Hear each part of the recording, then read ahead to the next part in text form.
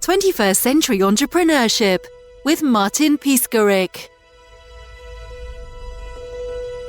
So one of my earliest memories that I can remember is laying awake at 5 a.m. on a Monday morning in my bed. I was in second, third grade at this time. And the reason that I was lying awake is I didn't want my mom to come in and wake me up because I knew what was waiting for me when I got to school.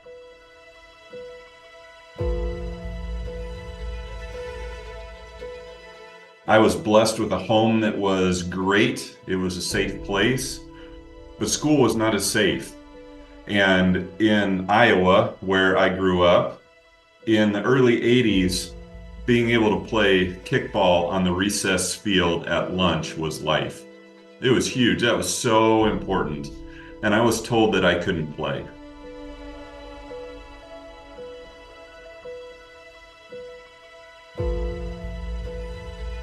It wasn't that I was picked last, because if I was picked last, that would have been okay. I could have worked through that. But I wasn't picked at all, and I was told why. I was told I wasn't good enough.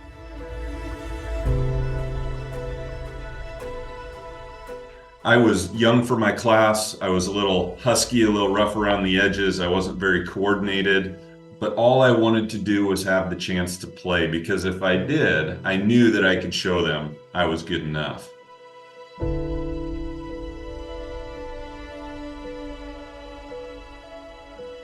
So on the sideline of that recess kickball field in second or third grade, I remember making a pact with myself. And that pact was that I would be so freaking good at everything that I ever did that no one would ever not pick me.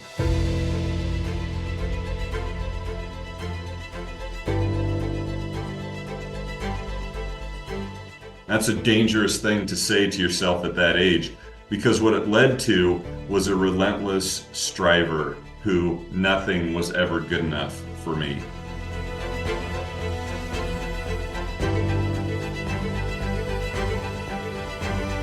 Nothing was good enough through high school. Nothing was good enough through college. After college, I went to dental school, and it wasn't good enough that I was in the top 15 in my class. I had to be in the top 10 in my class. After I got done with that, when I was a practicing dentist, nothing was good enough. So I had to get 2 advanced degrees. I started with running. 5Ks became 10Ks, half marathons, marathons. I started with a triathlon. I did that all the way through the Ironman distance. And in the meantime, oh, by the way, I started feeling burnout. I didn't know that's what it was at the time, but it was obvious it was going to happen now that I look back on it.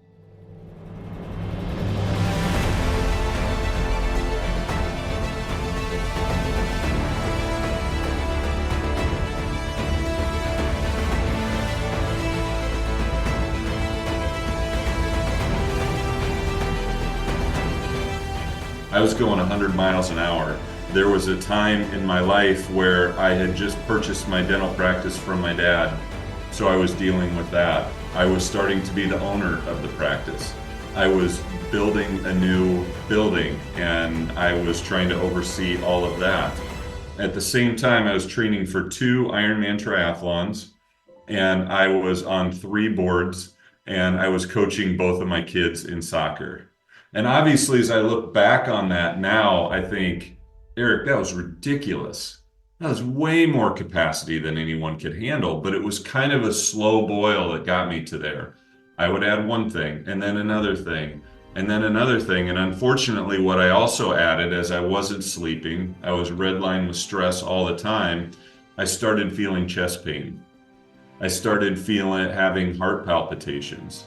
And I started dealing with panic attacks, something that I would not wish on my worst enemy's worst enemy.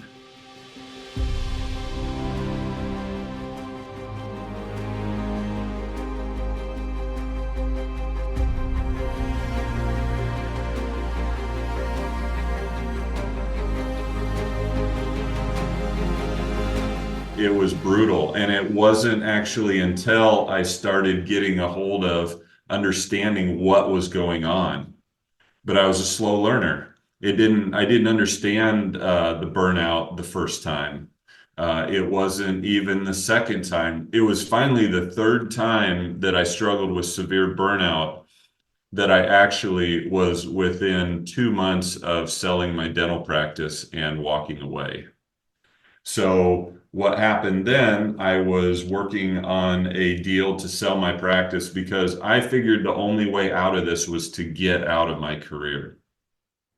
And so what I did, I had this deal in place, and then on a Monday morning, January 18 of 2021, my associate in my practice, who was going to buy the dental practice from me, was in a horrific car accident on his way to work. And what happened then is I was not, it just wasn't going to work out. I wasn't going to be able to, he survived, but I wasn't going to be able to go through with this transaction. And so there I was facing this brick wall that I had to go through. So I was trying to go around my burnout, trying to go around the problem. I was trying to escape. I felt, oh man, this is just killing me and I just need to get away from it. But had I done that, my problems would have followed me. So that's what led me to knowing I needed to do something else with my life in addition to dentistry. Selling my practice would have been the biggest mistake that I made because I just would have been running from my problems. So that's when I knew, Martin, that something needed to change.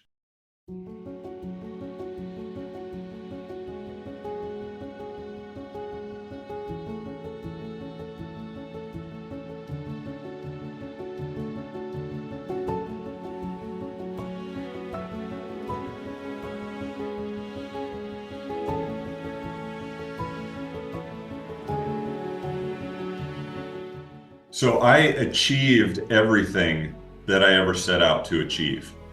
I was able to do that. I achieved getting through dental school. I achieved getting my advanced degrees. I achieved owning my practice, building a new building, growing my practice, having a team of almost 20. I achieved all those things. Running, triathlon, all of those things, I achieved them.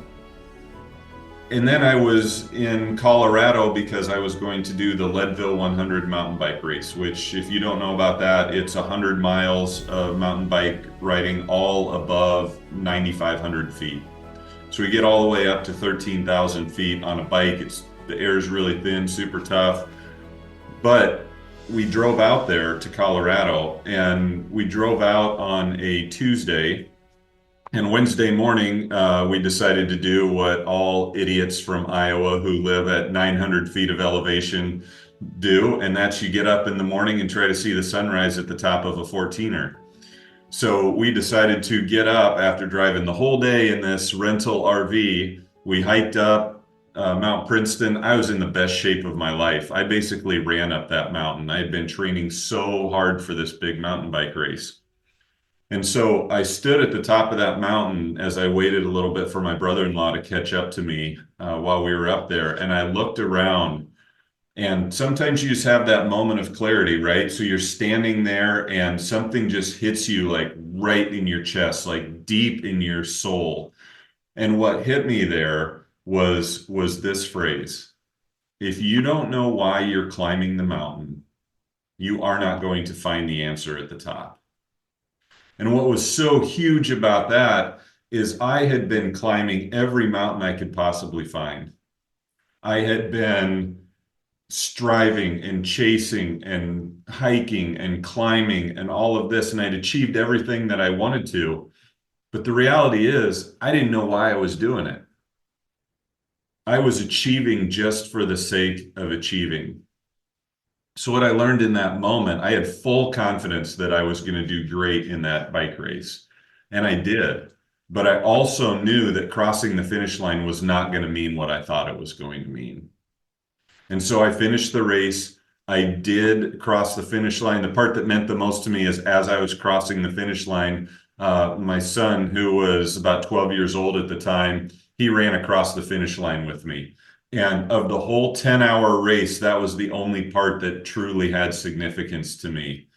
So in that moment, I was cured, as I say, of endurance racing. I didn't need to keep chasing that. because I was only chasing that to keep chasing it. So I really started to go to work on my why. I started to go to work on, okay, what's my purpose? What am I trying to achieve here? How am I going to find fulfillment in these achievements? Because there would always be another mountain. There would always be another thing to chase. And if I didn't get that settled as to why I was doing that, then I was going to spend the rest of my life running myself into the ground trying to chase these things that really didn't have the meaning that I thought they were going to.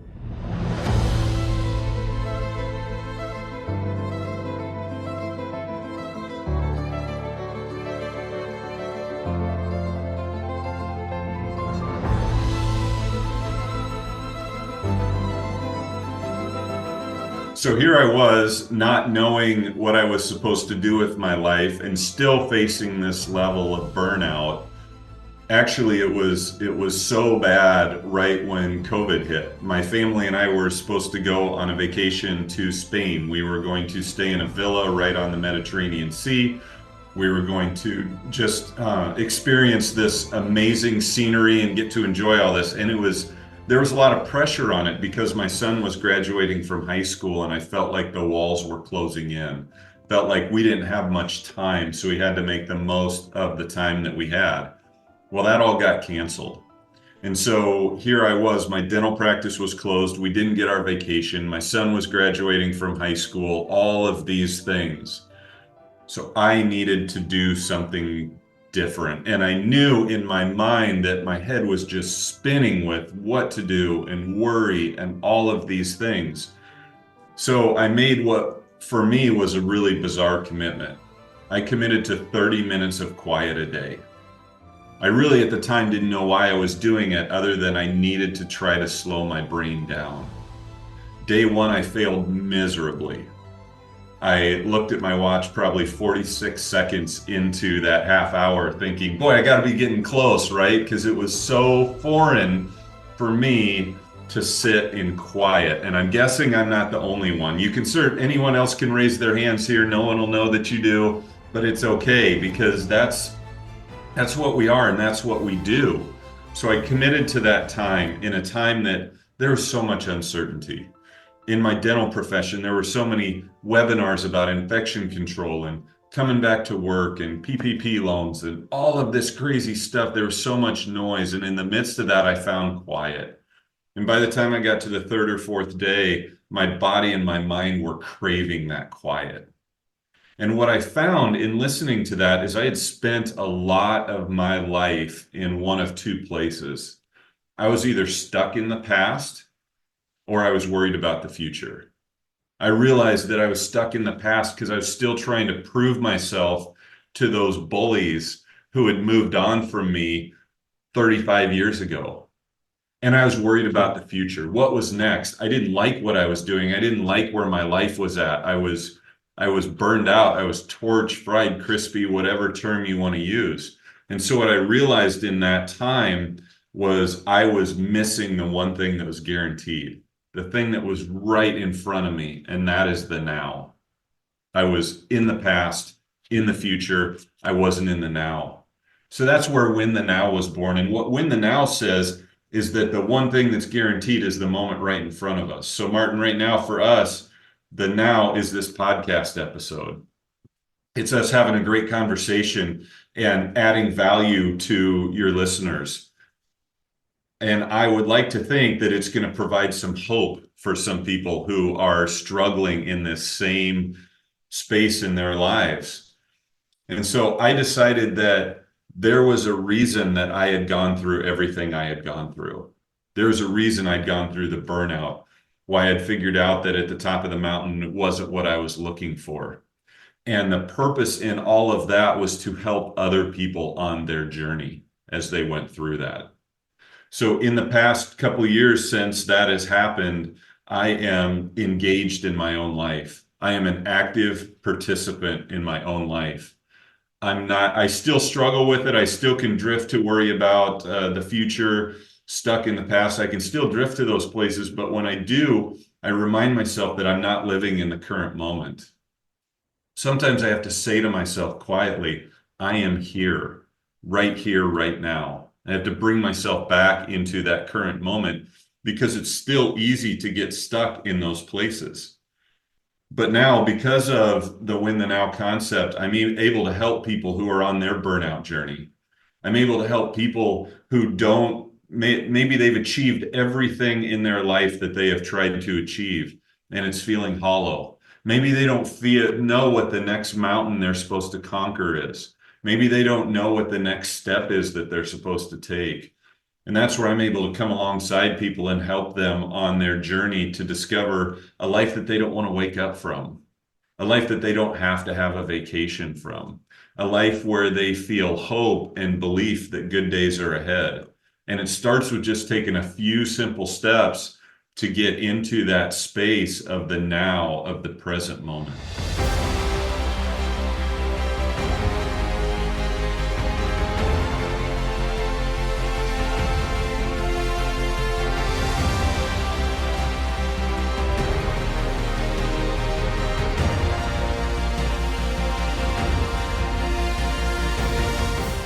I've been in seminars, I've listened to podcasts, I've done all of those things where I hear this great idea. And then I think, okay, I have all this momentum, all this energy. It's, okay, what do I actually do?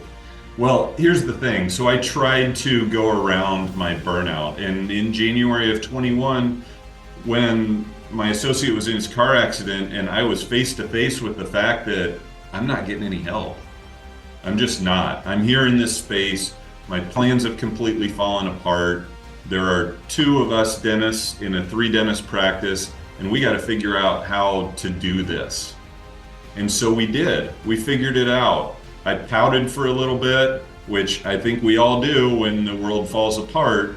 But I couldn't do it for very long because there was work to do and we had to crank. But what I realized is something had to change. And I also realized that stepping away was going to be a terrible idea. So what happened is I was able to, through a series of events, I was able to find a partner in my dental practice. So instead of walking away, I got some help. And it's been amazing because I've been able to step back from some of my clinical responsibilities at the office. So I now see patients 3 days a week. And I'm able to do success coaching and speaking and workshop facilitation on the other 2 days. And it's great. And I get to work with people who are in the same boat with me. One of my favorite stories with a client is someone who is in healthcare. And this person was an entrepreneur running their own business. And it's easy as an entrepreneur to feel like you are an island, to feel like you have to be everything to everyone, and to feel that, boy, it's really lonely at the top, and I have to do all these things for all of my people, all of my patients, and it can be this crushing burden. And in the meantime, looking at the numbers and being obsessed with the numbers and all of those things, and we talked about it. We said, so why are the numbers so important? And yes, numbers are important in business, but numbers had kind of become this idol that was the entire focus. So what we did is we stepped way back to why my client, my ally, why they were pushing so hard. What was their purpose in their business? What were they hoping to achieve? And we got really clear on that. And then from there, we got to some habits that can help break that everything to everyone paradigm that we struggle so much with as entrepreneurs. We got to we asked some questions like, what are the most important parts of your job to you? What are your favorite parts of your job? And how can we lean into that and help you do more of that?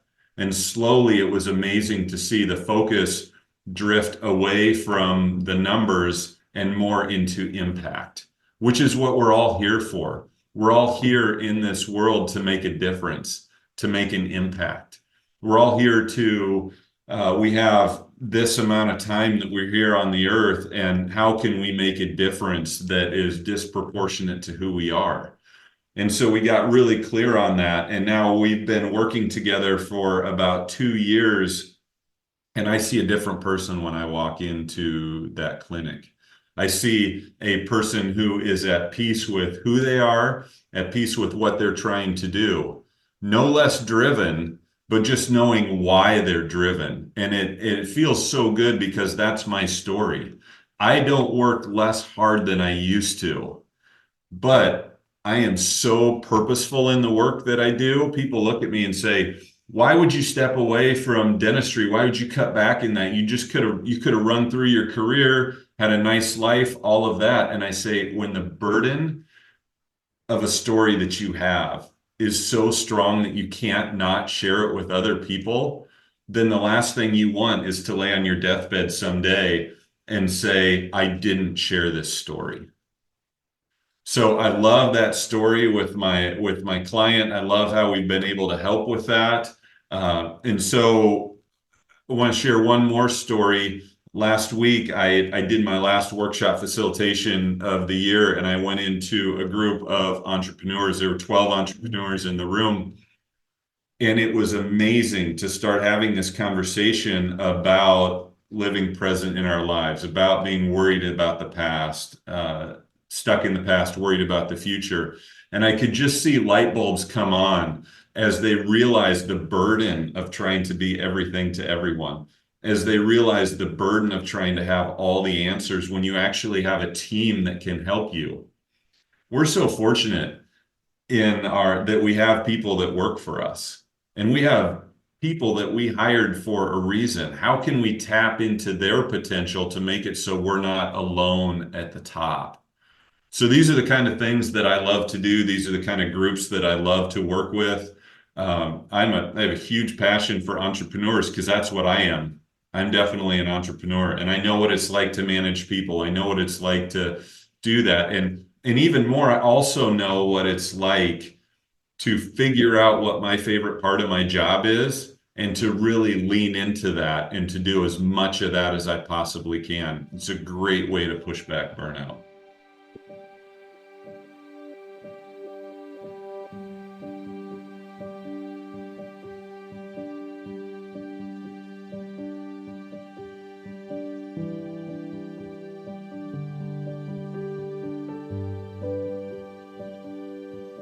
I believe in having an impact, and I think that's clear from what I've said so far. But one of the ways that I have an impact is through service. So I use the God-given talents that I've been given through dentistry to be able to go into other countries and do dental mission trips for those who can't afford a dentist, for those who don't have access to that. And there was actually a time where I felt like that's what I was supposed to do with a great portion of my time. I've since stepped back from that, but service is huge. And I am currently on a board for a group called Many Hands. And Many Hands is doing ministry in Haiti and in Abaco in the Caribbean, in the Bahamas. And what we're doing in those places is we have a first 1,000 days program where we're helping kids in the first 1,000 days of their life, feeding them, giving them some family programs so that their brain development can start to happen early on in life. And Haiti's a crazy place, but the ministry continues. And we're so thankful that it's able to continue there. We're also doing ministry in Abaco, which is an island that was decimated by Hurricane Dorian several months before COVID hit. So they had a double whammy. They had a horrible hurricane and then COVID hit. So everybody kind of stepped back because the world came to a screeching halt during COVID. So we're going in there and we're helping to rebuild a community center. We've been able to lease an amazing property where we're able to have teams come down and learn how to not only serve, but learn how to impact other people around them. So we come back, we have a curriculum that we do. We do service projects, and we also have people learn more about themselves, what their strengths are. How can they impact their own communities when they come back after this trip? Because we want to multiply impact. It's one of the biggest things that we want to do. And that's one of the themes for my life is I want to be able to multiply impact. I want to be able to make a difference for the world through my God-given gifts and abilities that is utterly disproportionate to who I am. That is my why. That is my set in stone, chiseled in the rock. That is the one. And that will look at like different things in different parts of my life. But in this season of my life, that is bedrock truth. And that's what I'm going for.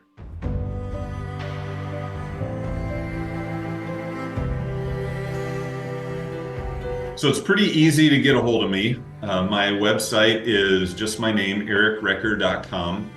And when you go to my website, there will be a pop-up for a free 5-day knockback burnout challenge.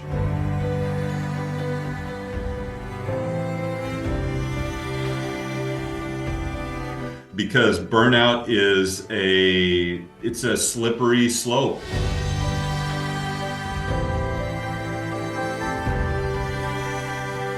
It's a big scale. There are people who are a little bit burned out, and then there are people who where I was with the panic attacks, the palpitations, all of that kind of stuff. So this is a way, an easy, no obligation way to just dip your toes into it and say, I might be struggling with burnout. I think I should take a look at this. So to just be a series of emails that will help you with some steps that you can do to push back that hold that burnout has in your life.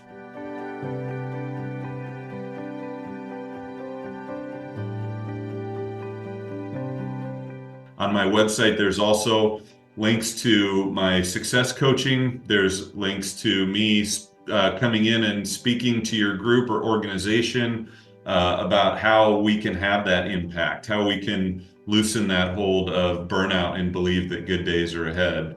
Also through there's a way to contact me. I'm a big relationship guy, so I love to have conversations. I love to see what I can do to help you on your journey. Also links to my social media channels in there. And I would just love to have a conversation. And I definitely like to leave you with this. You're not too far gone. You're not. I don't know what your story of burnout is, but there is hope. Don't journey alone. Reach out to somebody, whether it's me or whether it's somebody else, and let someone else help you on your journey so you don't feel like you have to climb the mountain by yourself. 21st Century Entrepreneurship with Martin Piskarik. Imagine a space where triumphs, trials, and tales of entrepreneurship come alive. Welcome to the 21st Century Entrepreneurship Podcast, a gold awarded journey hosted by Martin Piskarik, connecting with listeners in 95 countries and ranking in the top 0.5% of all podcasts. Join our exclusive community, elevate your perspective, and embark on the path to success.